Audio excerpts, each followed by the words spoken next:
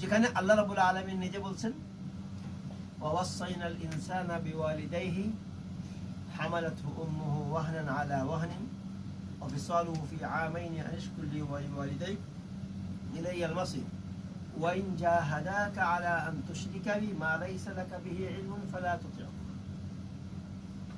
মা বাবা যদি আল্লাহর হক নষ্ট করতে বলে, আল্লাহর হক নষ্ট করতে বলে, শিরকের হুকুম দেয়, কুফরের হুকুম দেয়, নামাজ পড়তে মানা করে, দ্বীনের কাজ করতে মানা করে, সেই কথাগুলি মা বাবার মানা যাবে না। তবে ওয়াসাহিবহুমা ফিদ দুনিয়া মারুফা, সুন্দর আচরণের মাধ্যমে। মা বাবার ওই গুনাহের হুকুমগুলি মানা যাবে না, তবে সেটা সুন্দর আচরণের মাধ্যমে, বেয়াদবি করে না।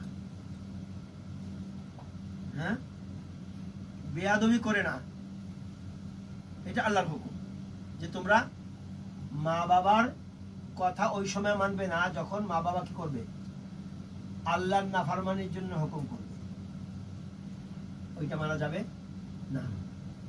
তারপরেও আল্লাহ বলছেন ওয়াসাহিবহুমা ফিদ দুনিয়া